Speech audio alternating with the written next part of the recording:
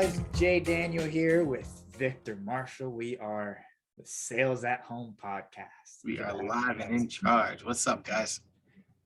Dude, like we were just kind of discussing this, but like let's talk about interviews. Dude, one of my favorite things to talk about. Yeah, it's like, so you're working more on the recruiting side. You teach a lot of people on the subject. Like, what do you see being like the most common problems that people are facing? Like when it comes to like interviews. That's a loaded question. But okay, so I think the biggest thing that I've seen as far as interviews go, and I did a whole segment in course in the Undeniable Closer Mastermind called Interview Mastery. And in there, we deep dive into all of this stuff that I'm about to get into now. But one of the biggest things that I've seen is people don't do their research. So they apply for on an application, they want to jump into an interview, they want to jump into a job, but they don't know anything about the company. They don't know the CEO's name, they don't know who they're talking to, they don't know the sales manager, they don't know other people who work there. So they haven't spent enough time and enough energy into figuring out if this company is even worth it. They're like, oh, I'll hop on an interview and they'll see on the interview if it's even worth it. And then they get on the interview and they blow the interview and they're like, man, I wonder why I didn't get the job. But I recommend you spend anywhere from 10 to 20 hours researching a company before you get on that interview.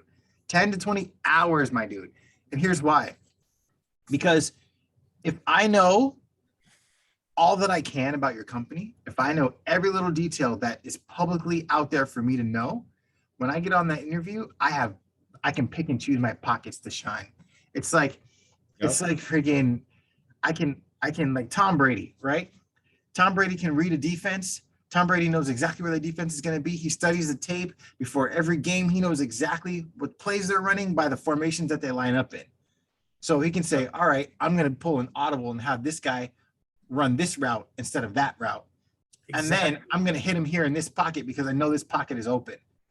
When you're on an interview and you've done your research, you can hit the pockets, man. You can hit the pockets and make sure that you are 100% going to get that job if you want it. And dude, can I add to that? Like here's an example of what that looks like. And also, so when you have a lot of experience, like you can kind of lean on that a little bit more. Like if you're brand new, you're gonna get hit with the objection because these are basically sales calls, right? Like every conversation is a sales interaction, right? Like you're gonna get hit with the objection, like what's your experience, right? And that's them trying to prove that you're good at your job, right? The best way to show it is by literally identifying like what they value, like what their hot buttons are, like in a sales call, and basing past experiences you had around that, right? So like before I had like experience, like this week I just had a bunch of like really good interviews with a bunch of like really top tier companies and went really well.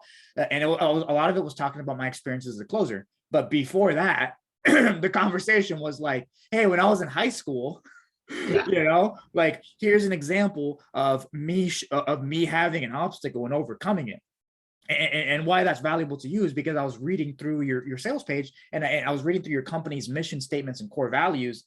Right. And I noticed that you guys are looking for somebody who can persevere and overcome like challenges. I noticed that you value somebody who is who helps people around them, who not just contributes to their own commissions, but contributes to the people around them. Here's an example of me doing that, right? When you understand it's the same thing with a sales pitch. Like guys, if you're in a sales call and you understand what they're looking for, that's what you're going to be talking about in your pitch. That's what you're going to be tying things to, like as you're asking your questions. That's what you're going to be probing on. So like understanding psychology in the interview is so important, and that's why like the research is important. And okay, real easy way to do that. Say you're trying to get into a company and you have no idea who works there, but you know the company's huge. They're probably on LinkedIn, right? So go on LinkedIn, search the company name. What pops up on LinkedIn? Everybody who says that they work at that company or has worked at that company. What does that give you an option to do? Connect with those people. Ask them questions about the company. Get to know the company through the people who work there. So that way, when you get on the interview, you're saying, I was talking to Linda, and Linda was telling me that you guys do this and you guys do that. Jerry said you guys do this and you guys do that. Overcome that objection, that new salesperson objection, before it even comes to the table, before they even pull it out. Overcome it with your research. with the fact that you've put in the work to know exactly what this company's doing. You can prove that you can do the job, and they'll never question your experience because you've already proven to them that you've done the work to do the job. Yeah, dude, you know, like here's what every like person that's interviewing you is thinking. Like, this guy's lazy. This guy didn't even research my company. He doesn't even know my offer. Like, that's literally what they're thinking if you come into the call and you're like, yeah, I think I looked at your I looked at your page, but I don't really remember. You can get away with it if you have experience. Like, you can genuinely get away with it if you have experience, right? And you have like a lot of value to bring. But if you're brand new, like, this is what you're being judged on. Like, does this person have a work ethic? Can I trust them? Can I rely on them? Like, are they able to think at a deeper level? Because I think that's what a lot of sales is. It's just your ability to think. You know, 100%. you have to, you know what I mean? You have to be sales is very cerebral. 100%. You know, so that I think that's like the most important part. Because if you get that down, like interviews, sales calls, it's all the same shit. You know? I had found something online a while ago, then I taught it in Undeniable Closer, is when you're on a type of job interview, like, what are we all? At our core, we're all what? Emotional people, right? So that means at the end of every interview, it isn't about what's on paper. It isn't about your resume. It isn't about, you know, how good you look on paper. Anybody can doctor a resume. We know that to be true. Anybody can go on Google and BS a resume and it comes out looking shiny, right? But when you get on that interview, you've got to back all that up. So there's a thought process that these people are emotional people. They've probably had a long day. They're probably interviewing a lot of people. They're probably stressed, you know, trying to fill this position. So knowing that they're emotional people, knowing that I want them to feel something positive about me at the end of the interview, what emotions should I target? And I found something online I'll share right now. It's awesome. So for communication jobs, the types of emotions you want to trigger are charisma, obviously communication skills. You want to be energetic. You're going to be persuasive, witty, and social. Bro, I can't tell you how many times I've gotten on an interview with someone who isn't social, who can't persuade me to even look in more into them. Wit goes a long way. Wit, if you make somebody laugh in an interview, that's probably the first time they've laughed all day.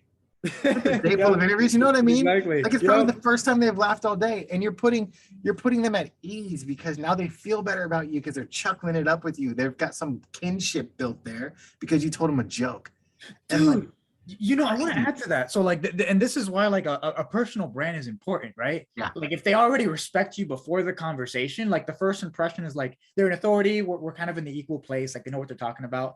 Like, you're being judged so much at the beginning of the call and you're being put into a box with everybody else. So like, if you can make them laugh or even just have energy, right? Like, you don't have to scream at the camera like I do, but like, if you can literally just, you know, like, oh, hey, what's up, man? How you doing? I'm pretty good. You know what I mean? Like if it's a real interaction and it's not like, because this is what I notice a lot of people do too. It's like,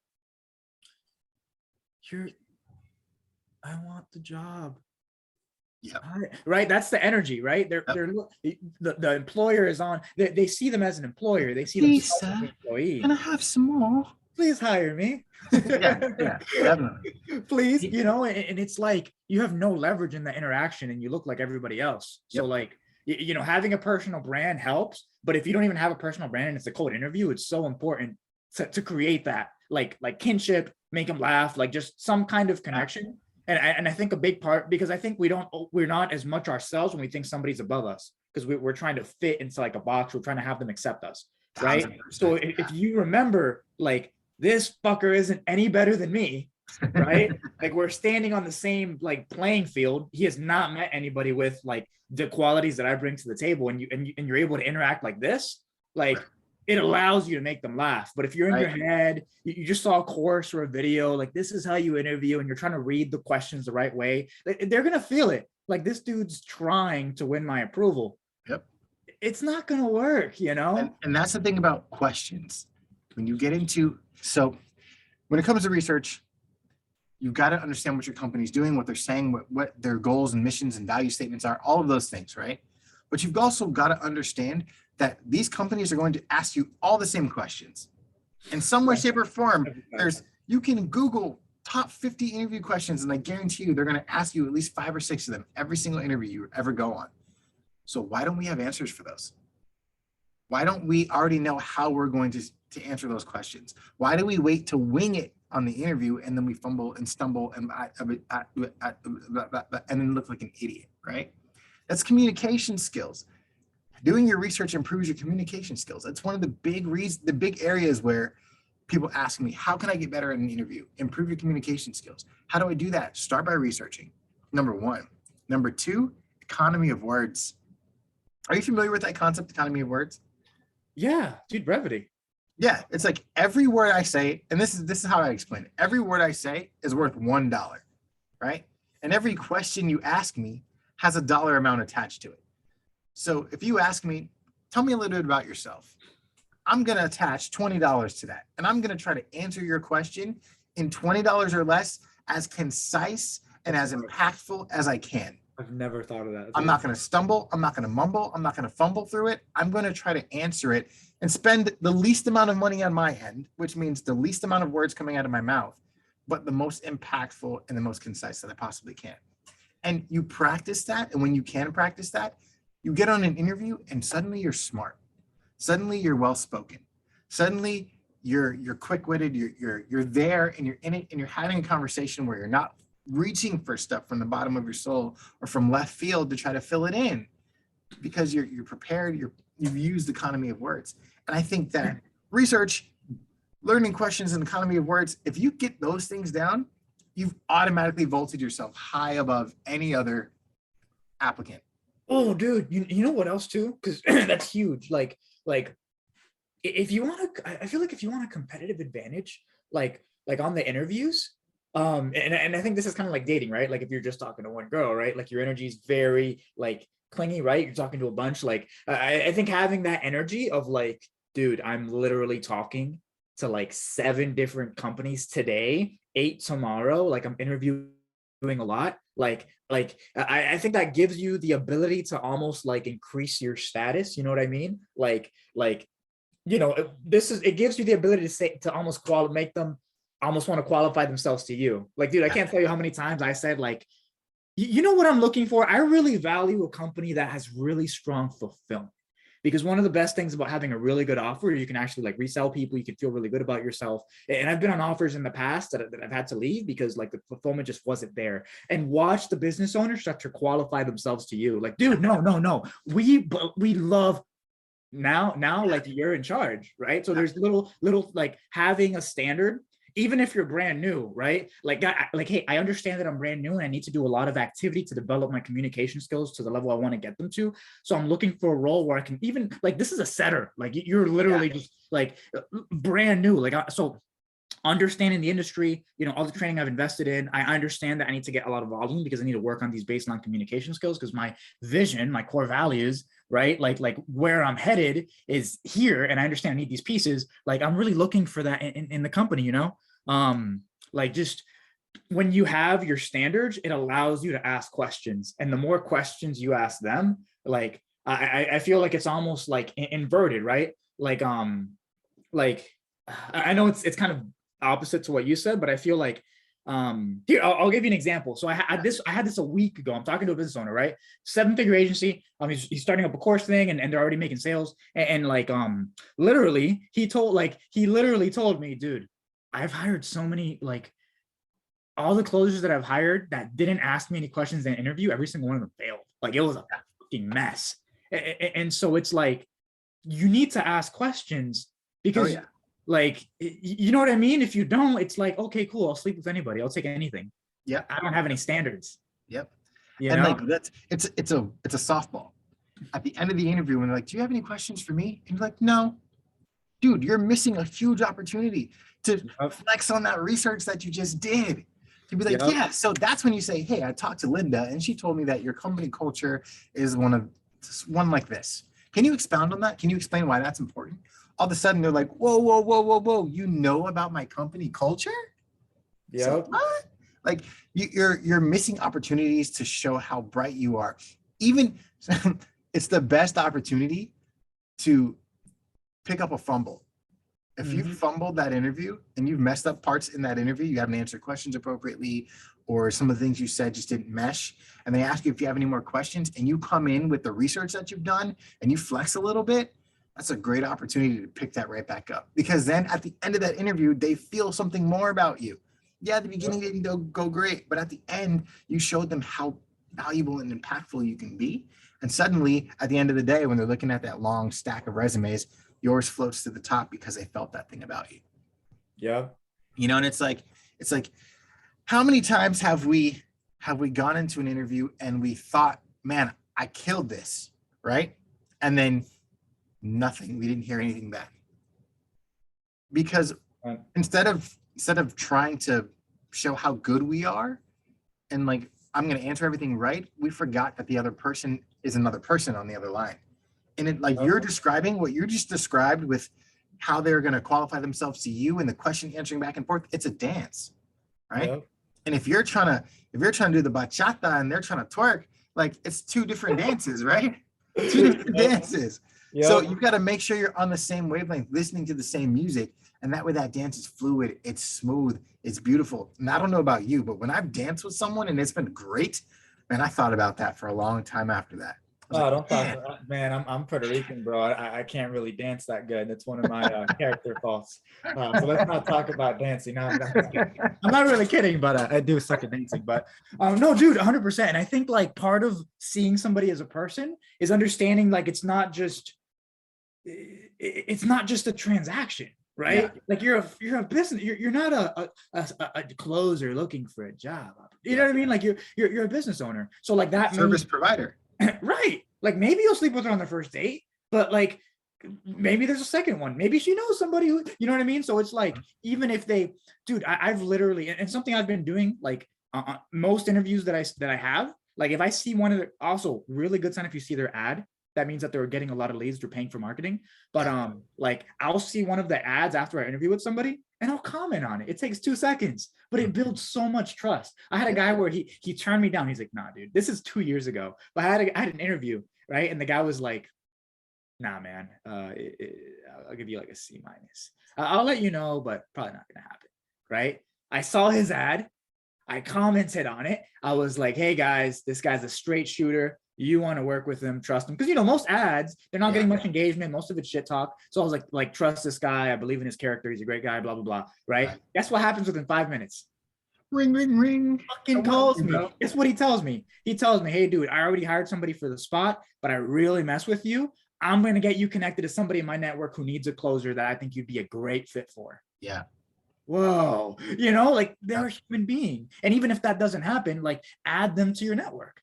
Yep. You know, like if people know, if people like you, if they trust you, they respect you, you can revisit in 6 months. Freaking JD, bro. You know, JD, that like, dude, it's hilarious. Like, it's hilarious. I interviewed with him, not even an interview. We were just going back and forth on Messenger, but 2.5 years ago, he completely turned me away. He's like, nah, dude, garbage. And that was a test, but I failed. Yeah. Right. But guess what I did 6 months later? I just reached back out. I'm like, hey, I took the feedback that you gave me based on the conversation we had, and this is what I'm implementing. Right. And guess what? Like now we're still cool. Like that's how we know each other, you know? Treat interviews, sales calls, it's all conversations. Like you know what I mean? It's all conversations, and there's different, like, you know, like you could literally like have a sales call, somebody doesn't qualify, whatever. And you know how, you know, the whole cliche, like, you know, if you're not a fit, we can refer you out, that nobody does. Right. You can actually do that. Like, okay, cool. They're not a fit. Like, guess what? I actually know somebody who I can connect you with. Right. They'll give me 10% referral fee. Right. But it's a benefit to them because they're solving their problem. People only pay if they feel like, you know, they're getting more value than what they're putting out. Nobody pays $1,000 for $1,000 of value. I'm paying $1,000. I'm getting $5 in value. You know. Right. So you hit something on the head though with JD in that test, in that interview. Yep. Another big thing that we forget in interviews, in sales, is that the interviewer is going to give you objections. Because what do we do in sales? What is our main job? Handle objections. Right. So if in an interview an interviewer says, hey, I'm sorry, I don't think you're the best fit for us. We're looking for somebody who's got a little bit more experience or a little bit more of that, winning mentality. And they give you some line like that. Dude, that's an objection. How you handle that is yes or no. Yeah. Right? How you handle that objection right there determines whether or not you get pushed to the next round, whether or not you get a call back, whether or not you get an offer on that call. If you're just like, okay, all right, thank you, and you take that, that's what everybody else who's saying, pick me, please, please, please, is doing. They're just taking that. Oh, a top performer, yeah. Keep going. A top performer is going to be like, you know what? I'm not just no experience, no will to win, none of that. I'm a top performer. And this is why I'm a top performer. And let me show you the things that you may have missed in our conversation that makes me a top performer. All of a sudden, you're like, okay, cool. All right, let's talk further about compensation, about blah, blah, blah, and let's make this work. Yep. Dude, like, okay, we're talking about top performers. Like, guys, if you're watching this in the summer of 2022, like there's a recession coming and it's going to be bad. And guess what? There's a really good book called The Challenger Show that talks about a freaking concept that the best sales reps, the ones that people hire in a recession, are the sales reps that are willing to challenge their customers and change their perspectives. Mm-hmm. That's a valuable skill in relationships. That's a valuable skill in sales calls. That's a valuable skill in everyday relationships because you're giving people like you're adding value by giving them different perspectives, by teaching them things. Like you got to be able to do that in the interview, right? No, like, and if you want to be like, if you've never done sales before, right? Like it's literally like somebody says, I don't think you're a fit. You don't have enough experience. Like, not a problem. I hear you, right? I hear you. And I guess when you say that, like, when you say it wouldn't be a fit, when you say like there's not, like the experience, like, do you mean that do you mean like you're looking for somebody who has done the job before? Are you looking for like validation that I can do the job? Yes. Okay, cool. So here's proof that I can get you the job, right? Here's an example of how I've done that before. And here's how I see us potentially working together would look like. Oh yeah. Is that something? Question for you. Sure. Just because we get this a lot when we're talking to new closers. How do I provide value for a business owner and I don't have an interview yet? How can I provide value? How do you provide value? Do you mean like before the interview, like creating content? Do you mean like in a conversation? Before the interview, like just give me ways on how I can provide value as a new salesperson in the industry. And I keep hearing, you got to provide value. You got to provide value. You got to provide value. How do I do that? I mean, dude, you can freaking like refer them clients, like figure out who their target clients are and like literally just refer them over to the company. Like if you don't even have enough connections or like really work ethic, because you can find the people pretty easily going in like Facebook groups and stuff. But like if you don't, like if for whatever reason you don't want to find like a referral, like you can literally just find their ads and comment on their stuff, right? Like write good reviews. Like you can share their stuff, right? Nobody shares their stuff. So you can share their stuff.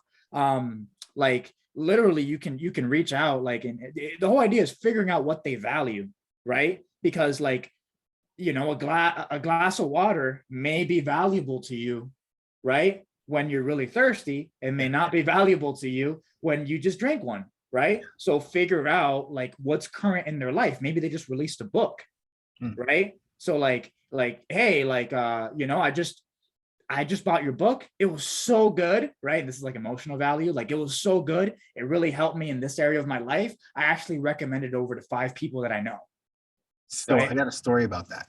Yep. So you know him, Thomas. He works for Undeniable Sales and Staffing, our staffing agency. He was on a live.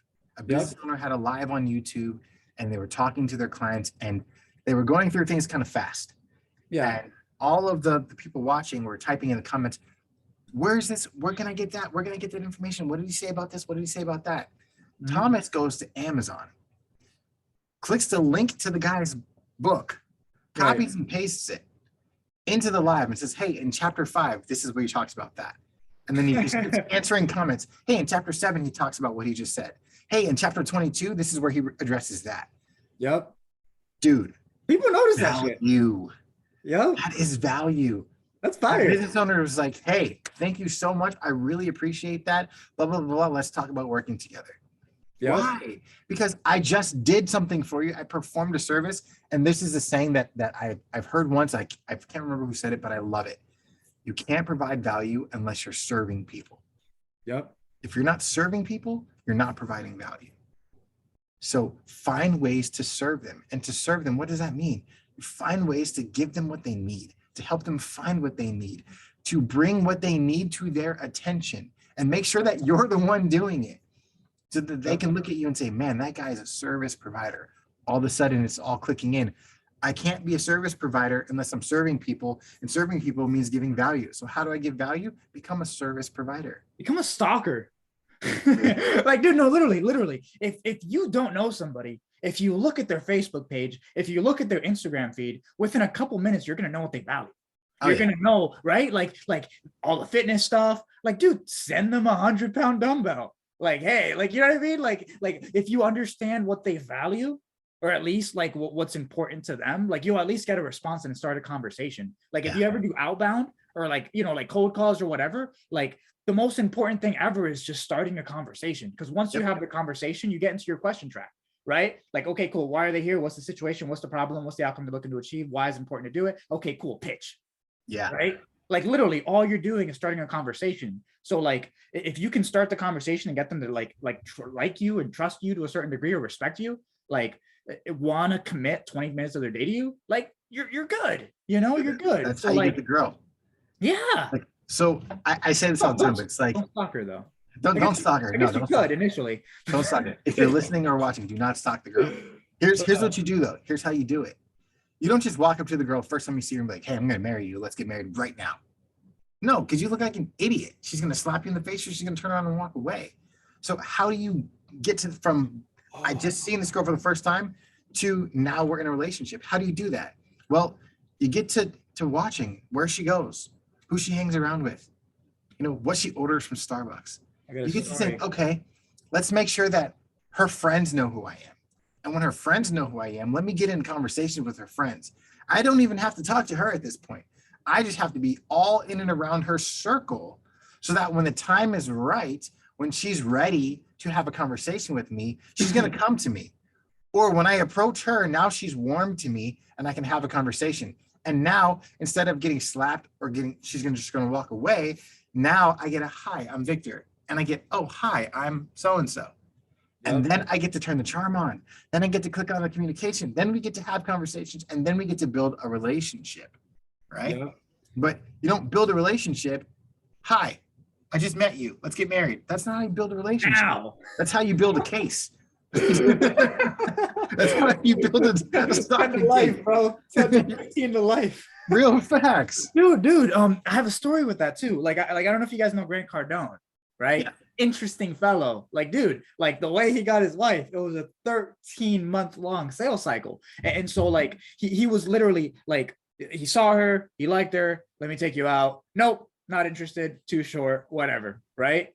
One touch. Like, right? And you could always just move on, do the next thing, right? Like he literally, like number one, just kept reaching out. So for every, I think it was every week or every month, he would just call and leave a voicemail and like whatever, right? So every 2 weeks or every month, he would just call, leave a voicemail. Once he realized that didn't work, he started talking to her friends. Hey, yeah, I like her, blah, blah, blah. And one day, like one of the guys, like, so first he talked to like one of her guy friends that actually liked her. And he was like, saying weird things. He's like, but he gave a tip. He's like, okay, cool. Maybe I should talk to this person. He talked to her other friend, right? And when he talked to her other friend was like, oh yeah, no, she likes guns. He's like, she likes guns. So guess what Mr. Cardone did? He rented, and she was ignoring him for 13 months straight, completely ignoring him, right? He didn't even buy her a gun, bro. He rented out an entire shooting range for the two of them for an entire day. They met up. I think within 8 months they got married. Like something crazy like that, right? But it was like it was the shooting range, you know. And it's like, what do they value? So like, when I say stalking, it's a joke, right? But it's true in a way where you're researching the same way you research a business owner to understand what's important to them, so you can say it in the conversation because that resonates with them more, right? And people don't know about what you know, and so like they know that you care, and the best way to show that you care is by actually knowing, acknowledging what's valuable to them, right? Like, replay that. That's quotable, but literally, like if it's like if you can go to their circle of influence and understand what they value, Yeah. like that's perfect, right? What's value? Value is such a like a throwaway term. Value is different to everybody. So figure out what they value. Like that's literally what you do on a sales call, right? Like It is exactly. what does this person value? And then when you're objection handling, you're literally saying, hey, I totally understand that that's a concern. However, I know you mentioned that you wanted to achieve this thing that you value, right? Like, what can we do to resolve this so you can get that, right? Like, it's the same concept. You want this thing that it's the tie down to everything, bro. Yeah. Right. So you got to stalk them respectfully. Yeah. But Do you your gotta stalk fucking 'em. research, you know? Yeah. Especially if you're brand new. Yeah. And so people coming into sales, they think that it's this big industry with like all of these nuances, and I have to know all of this information, and I've got to know how to close a sales call. I've got to, be able to have my NLP or, NEPQ or whatever I have to know to be able to be good at any of this. And all of those things are helpful. But at the basis of sales, it's a conversation between one person and another person with a goal in mind. And that goal is to get from problem to solution. We are the bridge from problem to solution. That is our job. Our job is to walk them across our bridge so they can get to the solution that the business owner has provided. And that's all we're doing. And if you break it down in its base, simple aspects, sales is just that. It's nothing crazy. Yes, there's tips and tricks and scripts and all of those things, all of those things that kind of help people get better at it. But master the conversation. Master how to talk to someone. Master how to listen and really just open up and let them talk to you and let them tell you what they need. When someone can tell you what they need, it's a lot easier to fulfill a need when you know what that need is. Yep. If I don't know what your need is, I can't read your mind. Dude, it's fascinating too, because like, I just think like so much of like sales training, it's just communication training, right? It's like listen to what they value. Yeah. Right. Like elicit a certain emotion, but you would elicit that anyway in a normal conversation. The problem isn't that they don't know how to do that. The problem is that they're treating it like it's not a normal conversation. They're perceiving the person that have a higher status than them. They're worried. They're so focused on themselves. They're not having the actual like combo, They're so tied into the outcome. Yeah, dude. And it's like, it's just on interview. If you have that problem on interviews, you're going to have it on sales calls. Yep. Because you're talking to, like, most of the time, that's the same, especially in digital marketing, right? Like, it's just a bunch of fucking coaches selling to coaches. And like, you know what I mean? So like, if everybody's selling to everybody, the same business owner you're selling to is going to be the same guy that's going to be buying your product. Right? Basically the same person, same avatar. So like, so if you can't have an equal conversation with them, how are you going to have an equal, you leading a little bit conversation with this guy to actually get him to pay you fucking 20 grand? It's not going to happen. So like, the interview is a sales call, bro. And a sales call is just a conversation. Just a conversation. And I think like, because dude, I've done a lot of development, bro. I put a lot of money into like training, like the best development and training, bro, is just listening. It literally just listen to your calls and look at when you didn't sound like a normal human being. When did I miss like simple shit? Right. And why did I miss it? And how do I address it? Right. And like, that's the best way to get better, because a lot of the rest of the stuff is common sense. You know what I mean? The best salespeople are the best communicators. Yep. By far. Yeah. Dude, you ever notice that the guys who have been in business for a while, they never really done sales specifically, but they've been in business, they've talked to a lot of people, like they understand how to read a room. Like they come in, they're cracking $500,000 in commissions, bro, their first year. You know? And like, I don't know if you know who Wes Watson is. You know, yeah, dude, Wes Watson is freaking training me. See these guns? These are Wes Watson guns. No, but dude, like, so I'm going through his program. It's like a training thing, and like literally, like, he'll tell us, like, he was in jail for 10 years. The whole time he was doing personal development and like leading these guys who were like, you know what I mean? Like lifelong felons, like murderers, right? He's leading them. He's screaming at them. He's getting them like doing things they've never done before, out of their comfort zone, reading personal development, like 6 hours a day, like doing hard things, you know? And like within a couple months of getting out of jail for 10 years, this dude had $100,000 a month business where he was the only salesperson. Mhm. To this date, you know, to this date, bro, I think he's getting close to like $1 million a month or more, you know, and he's the only sales guy. Yeah. And he never did none of the sales training, bro. I think he said he read like 3 or 4 books in jail like 1,000,000 times, you know, like 7 Habits of, like, it's communication, you know. It really comes back to communication, bro. And I think there's like I think if you want to be like the world's best salesperson, like you can go that route and you can study the fuck out of it in every possible way. But I just don't think it's necessary. Like, you know what I mean? Because there's so many people in business that I know that are like, they understand sales and they study it, but they're not masters, but they're Yeah. making a bunch of money, you know? So You know what's funny?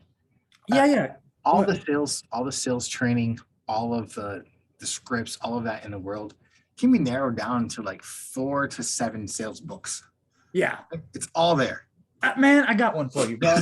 Of course. I'm gonna put my affiliate link in the comments, bro. Dude, like here's a really good one, bro. Like This guy.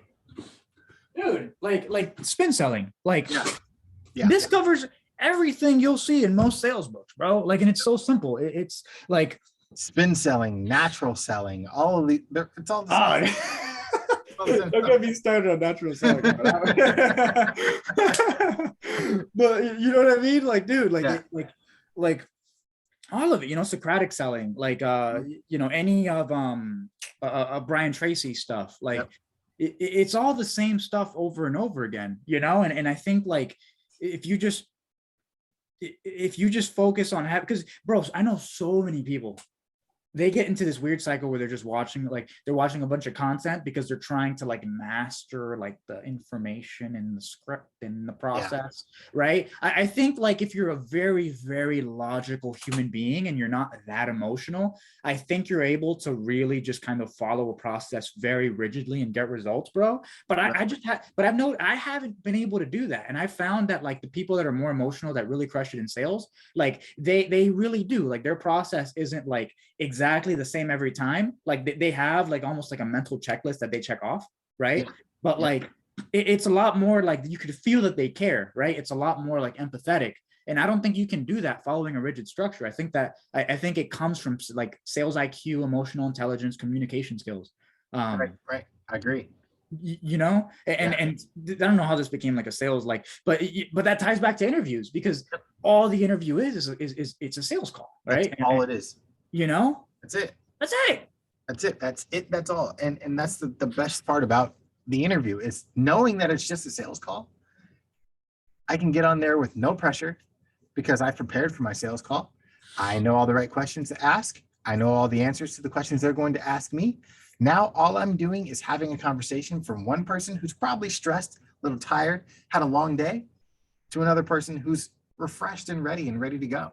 So if I can make them feel something about me as an individual, all that other stuff will work itself out. All the experience, all the objections, all of that stuff, that works itself all out if I can make you feel something about Victor at the end of the day.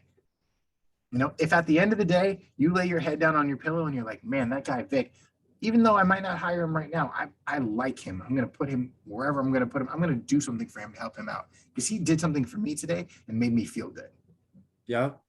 Yeah, bro. Like you know that, what's that saying? Like nobody cares. Like, nobody cares. Nobody really cares about what you know. People forget. People forget what you tell them in like a day or two, but people will never forget how you made them feel. Something like that. I probably butchered it, but you know, like feeling is life's currency, bro. You know how much money people pay to feel good, bro? Oh, dude, there's a whole industry structured around it. There's a whole planet structured around it, bro. Come on, man. Like soon, Mark, we're gonna have 2 planets like that, bro. Elon Musk freaking out here, like repopulating the planet, bro. My guy's got like 10 kids and shit, you know, like, dude, like, it's crazy, bro. But yeah, guys, I think one of the biggest like values for like everybody here is like if you're new and you're jumping into interviews, like this is a chance to prove your sales skills. And if you're not getting past the interview, like you got to work on your skills. And I think like hell, if you can record the interview, that's perfect. You can like review it, get somebody else to review it for you, and like just understand how communication works. Like these 2 books, I think these 2 books are a great place to start. Yeah. Like, these 2 books, bro. I feel like that, like, it doesn't take your whole life savings, like as long as you have a certain level of commitment. Because you know what I mean? Like a lot of people, they have to pay money to feel committed, bro. Like you just fucking commit. Like, what's your goal? Where do you want to be? Like, make it, you know what I mean? Like, it's so much simpler than people are making it out to be. But man, with these interviews, bro, like you gotta, if you're brand new, like you gotta show, not tell, that you know your shit.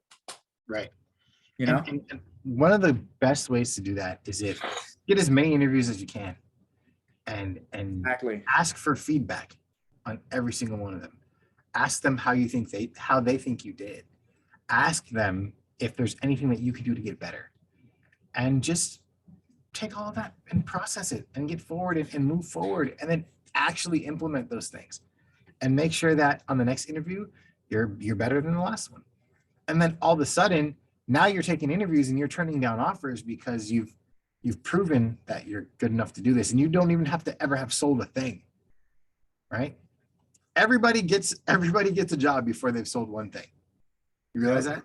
Everybody does. That's how they start in this industry. You start from having no experience to finding a job that gives you experience. How do you do that? You do that by getting better and better and better and mastering in the interview, and by killing the interview. If you can crush the interview, boom. If I can challenge that lightly, I think there is one thing that you have to sell though before you sell anything else, and it's yourself. And the way you sell yourself is the same way that you make a pitch, right? You figure out what's important to them, and you align the qualities you have that deliver on that thing to them. Yep. Right. And that's like honestly, that's probably the hardest thing in sales, like pairing like your solution to exactly what they need, as opposed to just throwing a solution at somebody. Because that's what people do on the interview. Yeah, I'm a hard worker. I know my shit. I'm this, I'm that, I'm this, I'm that, I'm this, I'm that. That's what people do on a sales call. Yeah, you get this feature, this feature, this feature. Selling a car, right? Like everything, dude. It's a fail. You need to tailor your solution, and you're the solution to what you need. And it's, by the way, bro, one thing that you said is interesting too. Like you said, and I think after this we can kind of just cut it because we're getting close to the hour mark. But like you said something that was interesting. It was like, unless you got another point to make, of course, I'm just fucking going. But like if you ask for feedback on the interview, you know what that does? That leaves the door open, because now they like you and they're like, oh wow, this guy asked for feedback, and it gives you the chance to go back and say like, hey, I took your feedback and I implemented it. Right? I took your feedback and I implemented it. This is the results I got. Thank you. And then you can just have the conversation, because guess what? They don't just have one problem, right? Because they hire you because they're trying to solve a problem. Yeah. I need a closer. They have other problems. I got to get my marketing dialed up. You know what? I need to get a CMO. You know what? We're really kind of struggling to scale. You know what? And those are all problems where if you just connect somebody that you talk to, like if you interview with somebody, right? You can literally interview with somebody and then they tell you no, but like you ask for feedback, you have the relationship, you can connect them to somebody else that you interviewed with and actually get paid for connecting them. So by taking these 2 interviews, you made money even if nobody gave you a gig, right? Dude, like you're a business owner. This is a paradigm shift. No more interview. It's a conversation as a business owner where you're building relationships. Service provider. Yeah. Exactly, dude. Like no more. And here's like a big breakthrough for me, right? Like it sucks just getting paid once a month or a week by one person or one company. It's nice to get a check like this day and this day and this day. You know what I mean? And the easiest way to do that is by building a network. Yep. You know, being a business, like you need to treat what you're doing like a business owner as opposed to like the employee, because the employee is always lower status than the employer. The employer holds their lifeline, right? When you're on equal ground, when you're both business owners, you're supporting each other. They can actually ask you questions. Hey, dude, what are your thoughts on this? Somebody respects you when they value your feedback and opinion. Yeah, 100%. And it's like having them value your opinion and giving you that respect is a game changer. That's exactly what they need. Is they need someone to just value me and respect me just a tiny bit.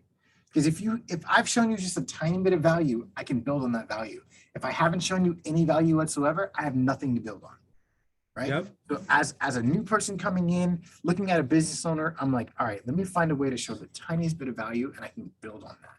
And business owners are looking for people to do that. Business owners are looking for people to connect them because they don't have the time to do so. You do them a favor. And Hunter said this today. Hunter L said this today. He said, you do a business owner a favor by networking with them because they don't have the time to find people. They don't have the time to be connected, like to go out and search. That's what they hire people for. And you're doing it for free, hooking them up. And then that's value to them. So they want to give you back value. We are humans. We inherently want to give back value when it's given to us. Yeah. Right? We're not stingy with our value. When someone gives us value, we want to give it back to them because we feel like we owe them something. We don't want to be debtors. Like we don't like being in debt to people. So what do? We try to give them value back, even if it's a small amount of value. I got one more book for you guys. I got one more book for you. Like karmic management. This book talks about a principle that says like the best way to get ahead in business, because you're not an employee, you're not getting hired, you're a business owner now, right? The best way to get ahead in business is to give, like literally give what you want. Give what you give, like literally give to the like other people working alongside you, give to your employer, give to your customers, like give to like supply, like just become that person that gives value all the way around. Yeah. Right. And so it's really interesting what you said too, bro. Like you were saying about the just when you're getting the gig, bro. It's just I say we call it there. My brain is off. Awesome. Brain is off. Guys, this was awesome. I hope you enjoyed this. I enjoyed it. I really do enjoy these conversations. Before this is the point I was gonna make. I'm gonna make it because I just feel like it's important. If the business, like, dude, I had a call, right? I had a call with a seven-figure agency guy, right? Like I had a call with him. Like, if a business owner asks you, like, what are your thoughts on this? They're not gonna be like, when somebody's not sure about you, bro.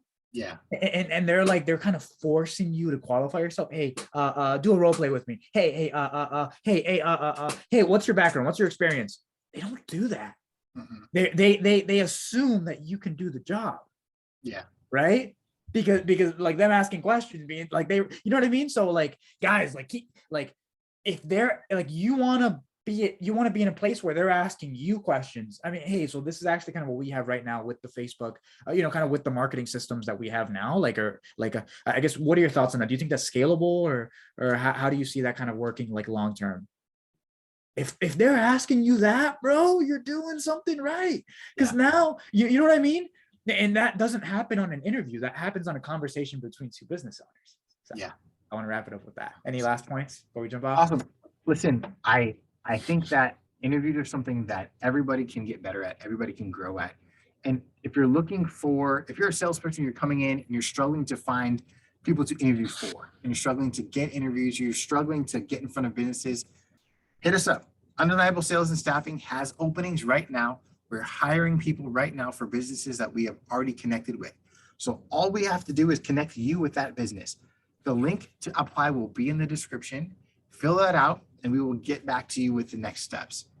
Oh, guys, breaking news. Breaking ne's. I got some news for you fucks. No, so guys, I am going to Costa Rica in exactly 30 days. I'm going to be at a 4-day retreat. Damon John's going to be there, Kevin Harrington, it's going to be at a luxury resort in Costa Rica, freaking beautiful infinity pool, a bunch of like millionaires. I'm going to be there. If you guys want to come down, it's $6,000. All right, I got you with a discount code. We can make it 5. Just I'm gonna drop my like Facebook below if you want to message me for it. But guys, in 30 days, I'm going to be there. I am attending. I am paying for my own travel and everything there. I recommend you come. It's gonna be a blast. So feel free to come by. Appreciate you guys. This is the Sales at Home podcast, episode 2. See you guys later. Thanks for watching Sales at Home podcast. If you loved our content and would like to see more, please hit that like, subscribe, and that notification bell to make sure that you don't miss out on any episodes coming up. If you'd like to see more of Jaydaniel, click here. If you'd like to see more of the Ninja Closer, click here. If you'd like to get your questions answered by us on our show, email us at salesathomepodcast@gmail.com or DM us on Instagram. Peace.